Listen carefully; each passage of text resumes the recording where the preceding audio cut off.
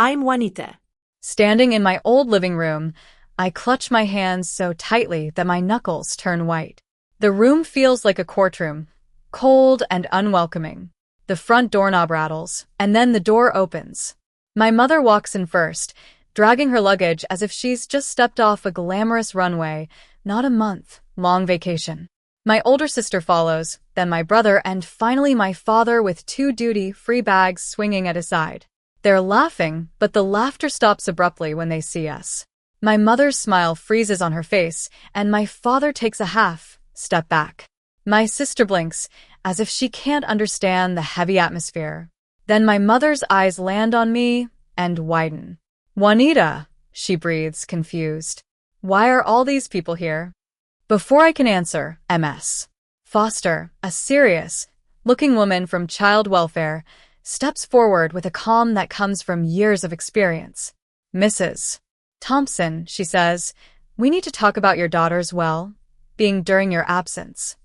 My mother frowns. "Her well-being?" She's fine. "We left her money." Her eyes flick to the counter, where a crumpled $20 bill lies. Something in her expression flickers. Ms.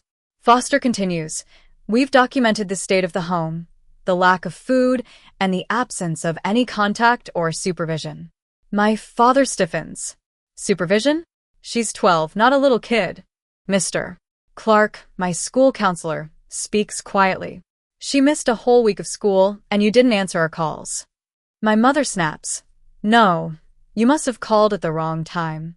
My sister opens her mouth to speak, but then closes it again. I watch my family's confidence start to crack, and denial rises like a wall. "This is nonsense," my mother says.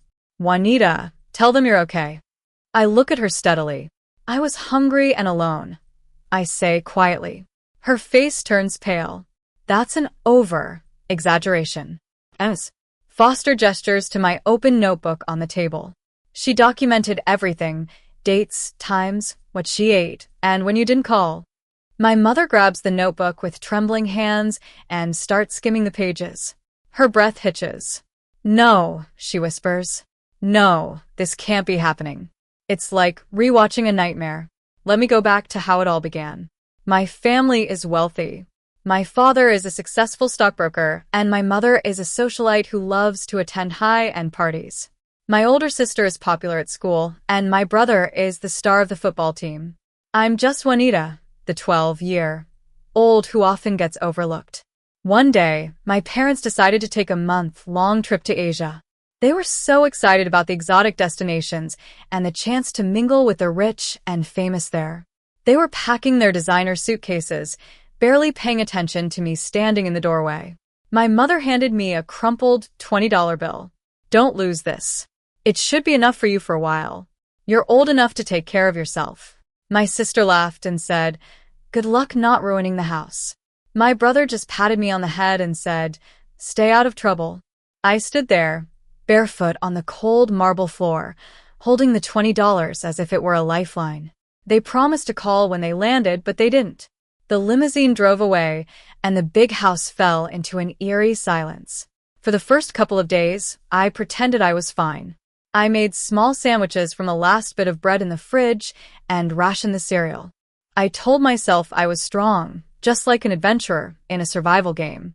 But by the fourth day, the fridge was empty and humming like a hollow shell. By the sixth day, the silence in the house was suffocating. I wrote in my notebook to keep myself sane, spilling out my loneliness, anger, and fear. I wrote about how I wished they would call, how I was so hungry I could barely think straight. By the seventh day, I was shaking all the time. Every time the phone rang, my heart would leap, but it was never them. I kept telling myself they'd realize their mistake, but they didn't. And then there was a sharp and unexpected sound. 3 knocks on the door. "Juanita, are you home?" It was Mr. Clark, my school counselor. His face was pale, and his eyes scanned me like he'd seen a ghost. I opened the door a crack. "We've been trying to reach your parents," he said. "Your teacher said you haven't been to school. Can I come in?" I stepped aside. He looked around the empty counters, the open fridge, and the silent rooms, his eyes growing wider in horror. Juanita, who's been taking care of you? I swallowed hard. My family's in Asia. They left me money. I showed him the $20 bill.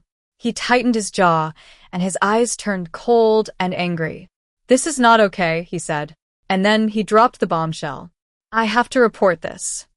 I was shocked, but deep down I knew he was right. Not long after, Mrs. Green, our next-door neighbor, rushed in. Oh, sweetheart, why didn't you come to me? She asked. I shrugged. I didn't want anyone to think I couldn't handle it. She said, that's not being strong. That's survival. Soon MS. Foster from Child Welfare arrived. She walked around the house, jotting down notes on a clipboard.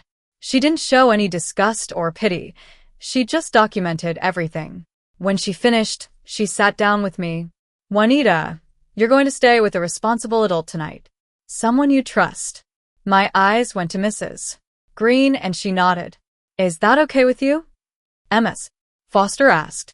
It was more than okay. Finally, I felt like someone cared.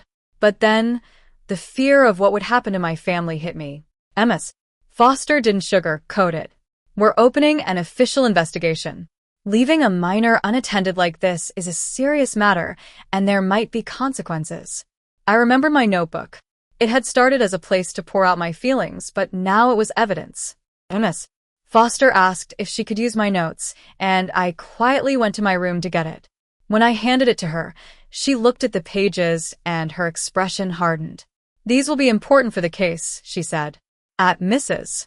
Green's house, the smell of freshly baked cookies and warm tea filled the air.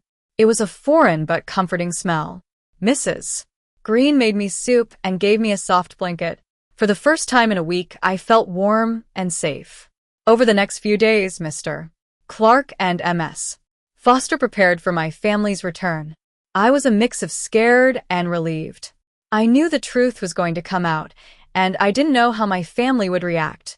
Now, here we are in my old living room. MS. Foster continues. Based on the evidence, we're issuing an emergency protective order. Juanita will not be under your unsupervised care for now, pending a full investigation. My mother's lips part in disbelief. You're taking my child away? It's temporary. MS. Foster clarifies. My father explodes. This is crazy. We were just gone for a week. Mr. Clark calmly replies, you were gone for 7 days with no contact, and she ran out of food on the 4th day. And you left her only $20 for a whole week. My mother starts to cry. Juanita, honey, tell them it wasn't that bad. You managed, right? I take a deep breath. I didn't manage. I survived. You should have called. You should have checked on me. My sister blurted out, we thought you were mature enough. I look at her. I'm 12. I'm still a kid. My sister looks away, ashamed. My father asks desperately, is there anything we can do? Yes. Foster says, you'll need to attend mandatory parenting classes, complete psychological evaluations, and have supervised visits. The Corps will decide the next steps based on your progress. My brother, who had been quiet all this time, looks at me. You were really alone? He whispers, his voice cracking. I nod. Yes. He nods once more, as if something in him has broken. MS. Foster looks at me. Now, Juanita goes somewhere safe and where she'll be seen. As Mrs. Green places her hand on my shoulder and leads me out the door, I realize that my family always thought they were above consequences. They thought their wealth and social status could excuse everything. But standing in that empty kitchen, surrounded by the evidence of their neglect, they finally understand that actions have consequences, even theirs. The door closes softly behind me, and I walk across the lawn to Mrs. Green's house. Inside, the warmth and safety embrace me. Yes. Foster closes the file with my story, and I know that from now on, things will never be the same again. Maybe one day, I'll forgive my family, but for now, I'm just glad to be safe and noticed.